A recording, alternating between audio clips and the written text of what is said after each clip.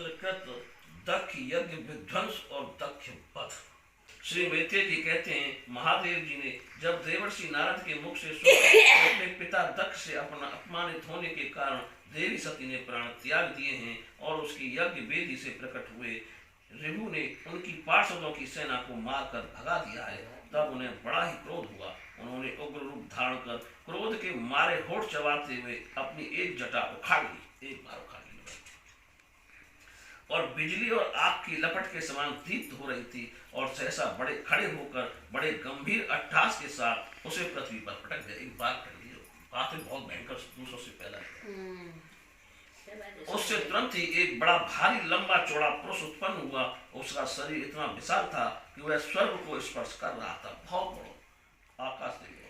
उसके 1000 भुजाएं थी, मेघ के समान श्याम वर्ण था, सूर्य के समान जलते हुए 3 नेत्र थे, विकराल दाढ़ें थीं और अग्नि की ज्वाला के समान लाल लाल जटाएं थीं। उसके गले में नरमुंडों की माला थी और हाथों में एक तरह तरह के अस्त्र शस्त्र थे, 1000 हाथ। जब उसने हाथ जोड़कर पूछा, भगवान मैं क्या करूं, तो भगवान भूतनाथ ने कहा, वीर रुद्र, उसका नाम था वीर रुद्र, तू मेरा अंश है, इसलिए मेरे पार्षदों का अधिनायक बनकर तू तुरंत ही जा और दक्ष तथा उसके यज्ञ को नष्ट कर दे। प्यारे विदुर जी, जब देवादिदेव भगवान शंकर ने क्रोध में भरकर ऐसी आज्ञा दी, तब वीरभद्र उनकी परिक्रमा करके चलने को तैयार हो गए। उस समय उन्हें ऐसा मालूम होने लगा कि मेरे वेग का सामना करने वाला संसार में कोई नहीं है और मैं बड़े से बड़े वीर का भी वेग सहन कर सकता हूँ। वे भयंकर श्रृंगार करते हुए एक अतिकराल त्रिशूल हाथ में लेकर दक्ष के यज्ञ मंडप की ओर दौड़े। उनका त्रिशूल संहार के मृत्यु का भी संहार करने में समर्थ था। भगवान रुद्र के और भी अधिक से सेवा गर्जना करते हुए उनके पीछे हो लिए। उस समय वीरभद्र के पैरों के नुपुरादि आभूषण झनक झनक बजते जाते थे। इधर यज्ञशाला में बैठे हुए ऋषिध्वज, यजमान, सदस्य तथा अन्य ब्राह्मण और ब्राह्मणियों ने जब उत्तर दिशा की ओर धूल उड़ती देखी, तब वे सोचने लगे, अरे ये अंधेरा सा कैसे आ रहा है, ये धूल कहाँ से छा गई। इस समय ना तो आंधी ही चल रही है और ना कहीं लुटेरे ही सुने जाते हैं, क्योंकि अपराधियों को कठोर दंड देने वाला राजा प्राचीन वर्दी अभी जीवित है। अभी गौ के आने का समय भी नहीं हुआ और फिर ये धूल कहाँ से आई। क्या इसी समय संसार का प्रलय तो नहीं होने वाला है। तब दक्ष पत्नी प्रसूति एवं अन्य स्त्रियों ने व्याकुल होकर कहा, प्रजापति दक्ष ने अपनी सारी कन्याओं के सामने बेचारी निर्राधा सती का तिरस्कार किया था। मालूम होता है यह उसी का फल है, अथवा हो न हो यह संहार मूर्ति भगवान रुद्र के अनादर ही परिणाम है। प्रलय काल उपस्थित होने पर जिस समय वे अपने जटा जूट को बिखेर कर तथा शस्त्रास्त्र सुसज्जित अपनी भुजाओं के समान फैलाकर तांडव नृत्य करते हैं, उस समय उनके त्रिशूल के फलों से दिग्गज बिंद जाते हैं तथा उनके मेघ गर्ज के समान भयंकर अट्टास से दिशाएं विभिन्न हो जाती हैं। उस समय उनका तेज असह्य हो जाता है। वे अपनी भौहें टेढ़ी करने के कारण बड़े दुर्धर्ष जान पड़ते हैं और उनकी विकराल डालों से तारागण अस्त व्यस्त हो जाते हैं। उन क्रोध में भरे हुए भगवान शंकर को बार बार कुपित करने वाला पुरुष साक्षात दाता ही क्यों ना हो, क्या कभी उसका कल्याण हो सकता है। जो लोग महात्मा दक्ष के यज्ञ में बैठे थे, वे भय के कारण एक दूसरे की ओर कातर दृष्टि से निहारते हुए ऐसी ही तरह तरह की बातें कर रहे थे कि इतने में ही आकाश और पृथ्वी में सब लोग सहस्त्रों भयंकर उत्पन्न होने लगा।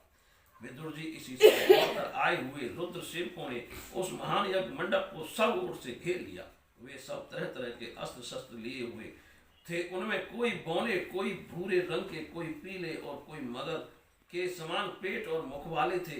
उनमें से किन्हीं में प्राणवश यज्ञशाला के पूर्व और पश्चिम के खम्भों के बीच में आड़े रखे हुए डंडे का तोड़ डाला कि किन्हीं ने यज्ञशाला के पश्चिम की और स्थित पत्नीशाला को नष्ट कर दिया। किन्हीं ने यज्ञशाला के सामने का सभा मंडप और मंडप के आगे उत्तर की ओर स्थित अग्निध्वजशाला को तोड़ दिया।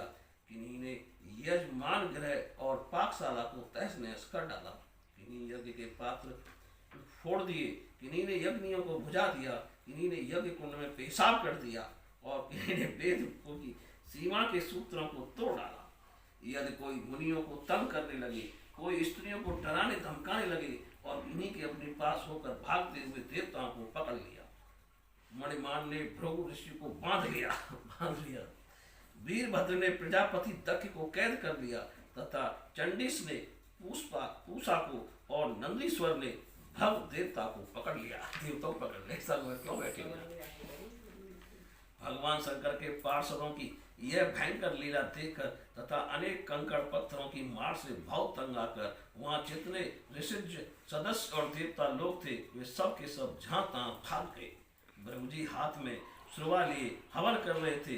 वीरभद्र ने उनकी दाढ़ी मूछ नोच ली, क्योंकि उन्होंने प्रजापतियों की सभा में मूछे ऐंठते हुए महादेव जी का उपहास किया था। उन्होंने क्रोध में भरकर भग देवता को पृथ्वी पर पटक दिया और उनको आंखें निकाल ली, क्योंकि जब दक्ष देव सभा में श्री महादेव जी को बुरा भला कहते हुए साथ दे रहे थे, उस समय उन्होंने दक्ष को सैन्य देकर उकसाया था। इसके पश्चात जैसे अनिरुद्ध के विवाह के समय बलराम जी ने कलिंग राज के दांत उखाड़े थे, उसी प्रकार उन्होंने पूषा के दांत तोड़ दिए, क्योंकि जब दक्ष ने महादेव जी को गालियां दी थीं, उस समय वे दांत दिखाकर हंसे थे। फिर वे दक्ष की छाती पर बैठकर एक तेज तलवार से उसका सिर काटने लगे, परंतु बहुत प्रयत्न करने पर भी वे उस समय उसे धड़ से अलग ना कर सके।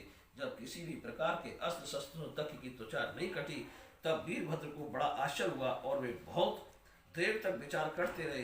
तब उन्होंने यज्ञ मंडप में यज्ञ पशुओं को जिस प्रकार मारा जाता था, उसे देखकर उसी प्रकार दक्ष के रूप उस यजमान पशु का सिर धड़ से अलग कर दिया। यह देखकर भूत प्रेत और पिशाच आदि तो इनके इस कर्म की प्रशंसा करते हुए वाह वाह करने लगे और दक्ष के दल वालों में हाहाकार मच गया। वीरभद्र ने अत्यंत कुपित होकर दक्ष के सिर को यज्ञ की दक्षिणाग्नि में डाल दिया और उस यज्ञशाला में आग लगाकर यज्ञ को विध्वंस करके वे कैलाश पर्वत को लौट गए। बोलिए श्री कृष्ण भगवान की